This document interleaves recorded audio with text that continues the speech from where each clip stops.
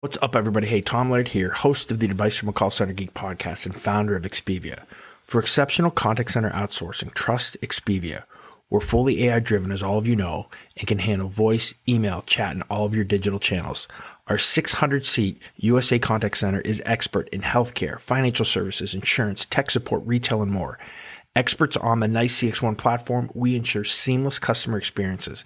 DM me or visit expediausa.com for more. This is Advice from a Call Center Geek, a weekly podcast with a focus on all things call center. We'll cover it all from call center operations, hiring, culture, technology, and education. We're here to give you actionable items to improve the quality of yours and your customers' experience. This is an evolving industry with creative minds and ambitious people like this guy. Not only is his passion call center operations, but he's our host. He's the CEO of Expedia Interaction Marketing Group and the Call Center Geek himself, Tom Laird. Welcome, everybody, to another episode of Advice from a Call Center Geek, the call center and contact center podcast. We try to give you some actionable items that you can take back to your call center to improve your agent quality, to improve the overall customer experience, and hopefully improve the culture and the, should we say, the fun of coming to your contact center every day. My name is Tom Laird. I'm the CEO of Expedia Interaction Marketing. We are a 500-seat call center outsourcer working with clients that have outsourced their customer service, inbound support, sales, digital marketing, social marketing, really any way that you can kind of talk to your customers or your customers can talk to you. That's where we can kind of come into play. All right. How's everybody doing? We are in week 2 of our book launch, so pretty exciting. It's gone really, really, really, really, really well. So anybody out there who has not gotten a copy of More Advice from a Call Center Geek, I would highly recommend that you do. We're very proud of the book. I think it's going to help you in a lot of different avenues that maybe goes beyond what we're doing here on the podcast. And again, you can find that on Amazon. Just Google More Advice from a Call Center Geek. The paperback is $12.99, and the Kindle version is $3.99 or $3.49, I believe. And then for Kindle Unlimited, it's free. So if you have any of those avenues or want to check that book out, I would highly recommend it. I'm also going to ask, as I do every single episode, please, whether it's the podcast or whether you have downloaded or read the book, please post your review. Reviews are kind of like gold in what we're doing here, and they're very hard to come by. So if anybody can please take the time out of their day to post something positive, let me know what you like about this and why other people maybe should be listening to it, whether it's on the book on Amazon or this on maybe iTunes or wherever you're listening to. I would really appreciate it. All right, so what are we going to talk about today? We're going to get kind of back into my wheelhouse a little bit. And I want to talk about kind of some of the pros and cons for those of you out there that are thinking about outsourcing. This is kind of a busy time of year for outsourcers. One, because the holidays are coming, so a lot of retail organizations are looking to kind of plus up, and they're kind of in mid-swing of beyond planning now, but really the implementation of that and some of the training is starting to begin for that. And a lot of people are starting to think of their 2020 budgets and what they can do from the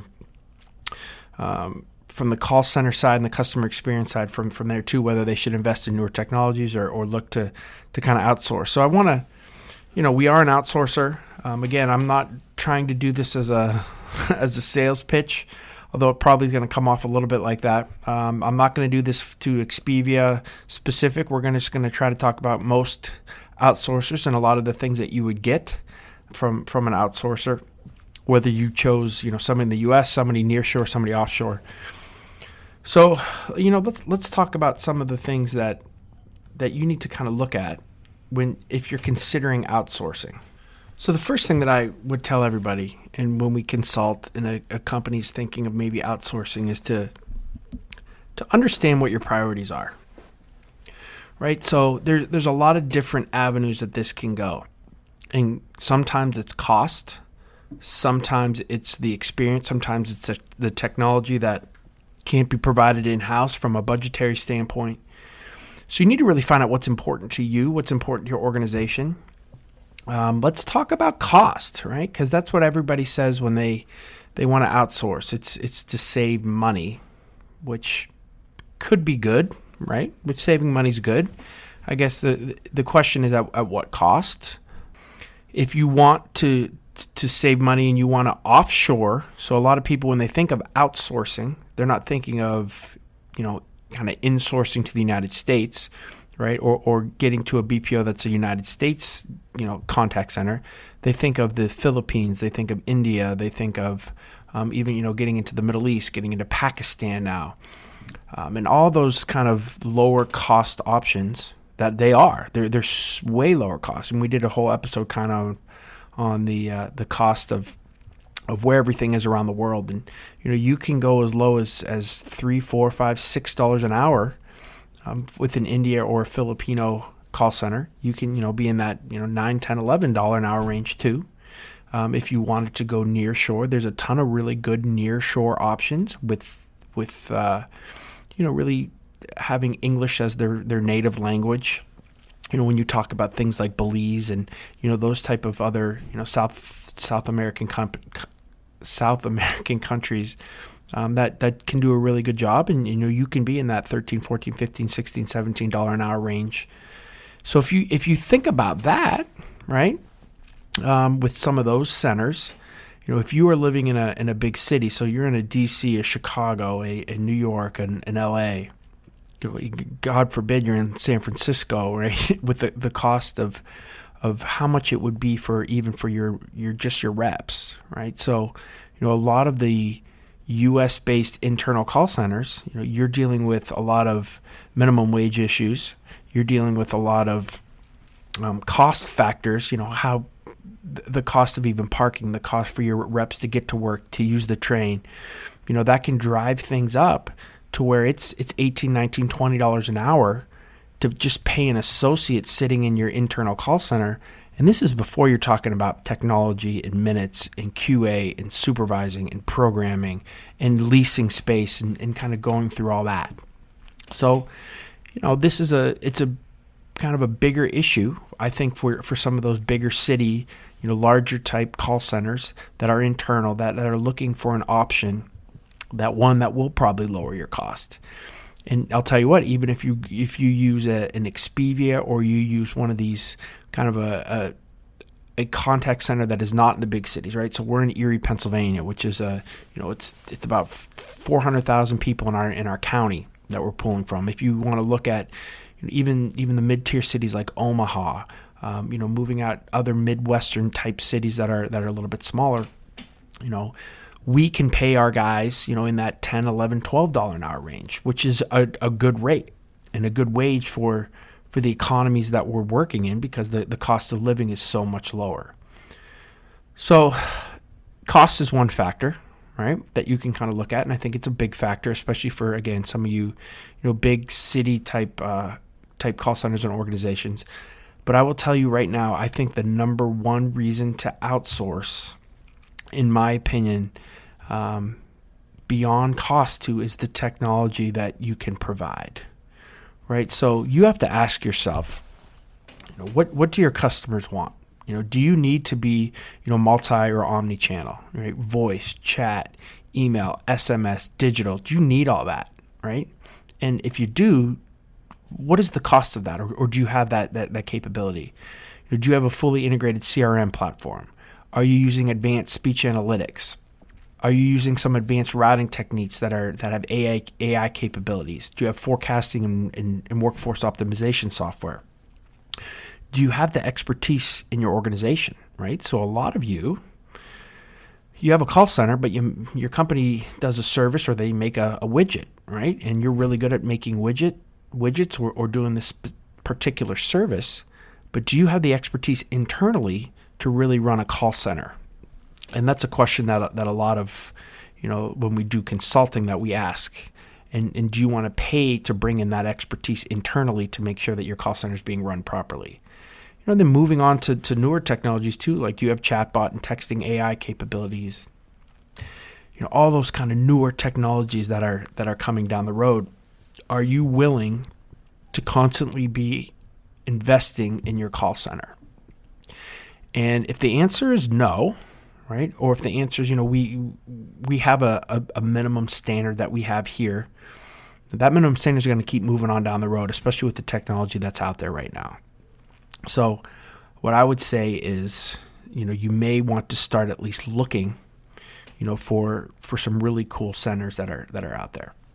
Now, there are cons to outsourcing, and I'm not going to say there's a specific, negative aspect of it other than, the big obvious one that is choosing the wrong call center.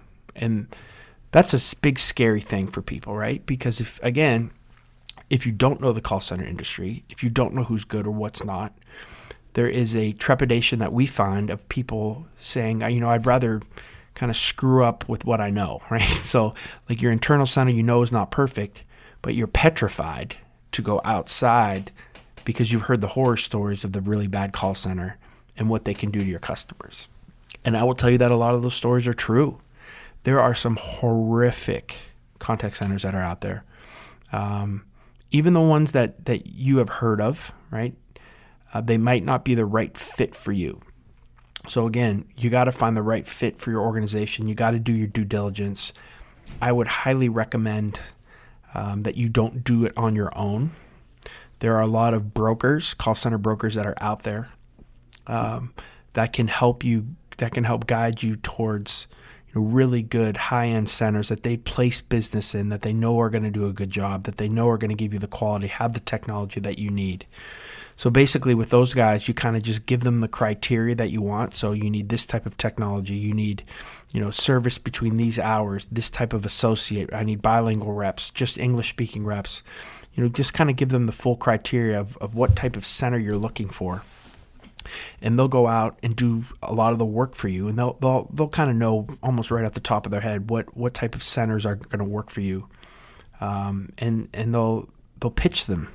Right. And then you'll be able to kind of drill down to 3 or 4 centers that if you want to do an RFP to, you can and go through that whole process, or you can make it a little bit tighter and just kind of have those top 3 call centers that are recommended by your broker. The cool thing is 99.9% of all brokers you're not going to pay for. Right. We kind of do that on the call center side. So I would highly recommend that. If you ever have a question about going near shore, offshore, and you want to ask me, I'm more than happy to try to help you, kind of guide you through some of that process as well. To be honest, I'll probably recommend you to a couple of really good brokers that even know a little bit more, especially on the offshore side of what centers, since we are solely USA based. If you want to talk to me about USA call centers, I can probably help you out there as well.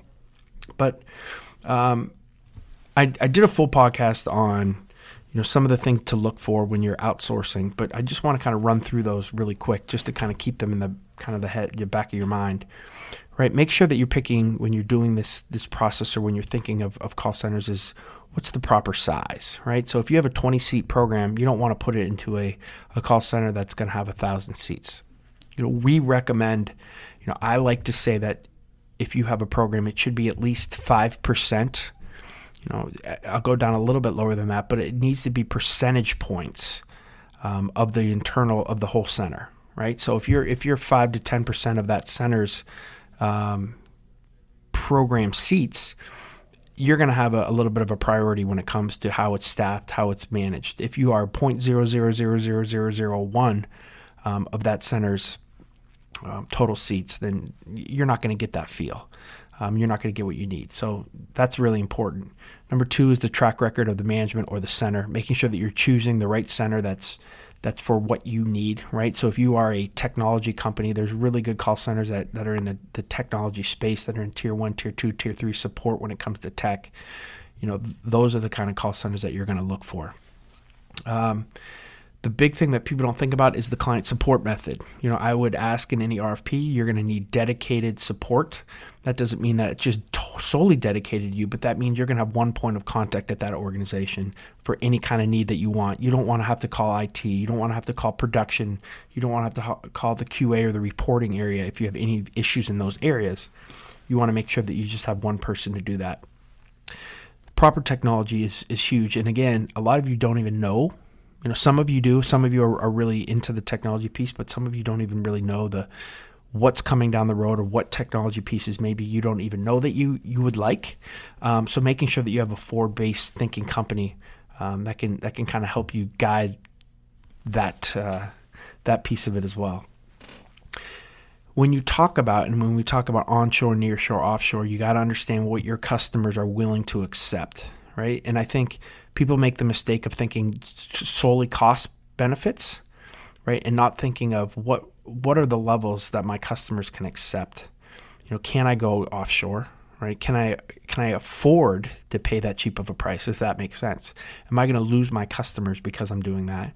Or is there just some really quick things that I think that an offshore center can handle that aren't too in depth, and I have a customer base that can handle that. If you are dealing with things that are more in depth, people's money, financial, those types of things, I would tell you to keep it onshore. And you're going to pay less in the long run. You might pay a little bit more with the call center, right? But you're going to pay less with the customers that you're going to retain from having a high-end customer experience. So, are you able to dedicate the time in your center? I guess that's the bottom line of all of this. When it comes to technology, when it comes to QA, when it comes to having the skill level in your center. And if the answer is yes, then that's awesome. Then you don't need to outsource anything. If you guys have taken that as a priority in your internal center. If you have not, if you think you're kind of willy-nillying it, all right, I would tell you to go look. It's not going to hurt you to kind of venture out, even to do a champion challenger, right? A lot of call centers will take, let's say for the sake of argument, you have 30 seats, and they'll take 10 seats for a couple months, and you can compare apples to apples to see if they're doing a really good job or not. And if not, then you pull that volume back to your internal center and you go. But if they are, and you see that it's cost effective, the technology is there, the experience is better, then you can make that move to that external call center. You have to make sure that you have the training capabilities as well internally, right? That you're constantly trying to improve that experience, and that goes again with the do you have the right people for your skill set for your call center? And if not, that's another reason to kind of look to outsource. The last piece of this too that can be a little bit scary that I want to put some people's mind at ease is the security aspect. That's probably the number one, thing that lags a client, right? When they start to want to outsource, but then there's so much security that sometimes it overwhelms them. This is a big piece of choosing the right center. I would tell you that most high-end centers, especially U.S., and I'm going to say nearshore and offshore too, that have been doing this for a long time. PCI compliance is no longer something that should be like said, oh, hey, we're PCI compliant. That's the first step, right? You have to have that. SOC 2 compliance, all those types of things.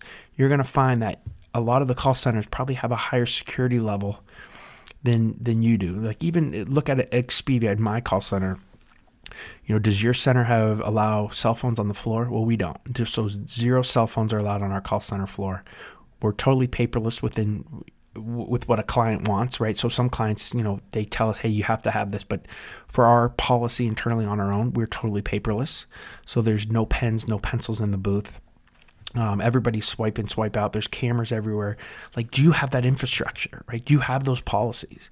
And if not, a lot of the call centers do. So again, I would tell you to, reach out to me if you have any questions on any type of outsourcing. I'm not saying to come to us. I can help you, go down the road if you're looking to go nearshore, offshore, just to give you some names or even to give you some brokers that may be helpful as well. If you're looking to upgrade your technology, right? So if you say, hey, Tom, I want to keep my, I don't really want to outsource anything, but you know what you're saying is making a lot of sense with the technology piece. We need to maybe move to the cloud, or we want to look at speech analytics. We want to look at some of this stuff. Let me know on that too. I can kind of at least guide you or give you some names and try to help you down that road too. Again, I'm just trying to help here. I'm not trying to make any money. I've been getting a lot of emails and a lot of people who have been asking for stuff, and it's awesome. That's why I'm doing this. So again, if you guys have any questions on any of this stuff, from the call center side, from the outsourcing side, from any technologies that you think you're going to need in your center, the training piece, any of that stuff that I can help you with, please don't hesitate to reach out. Again, you guys can find me on LinkedIn. My email is tlaird@expivia.net, expivia.net. So that's kind of what I wanted to discuss today, get kind of back to my roots a little bit, talk about the outsourcing piece. I know a lot of you guys I've been getting emails on it, because it's that time of year when you're planning 2020, you're planning to execute your end of year strategy here too with some of you retail guys that are looking to beef up. So if there's anything I can do to help with that or give you some names of some centers around the world, I'm more than happy to do that as well. All right, guys, thank you so much again. Take a second. Please post a review if you've gotten this far. That means you're somewhat interested. So I love a review. I will talk to all you guys next week. Bye.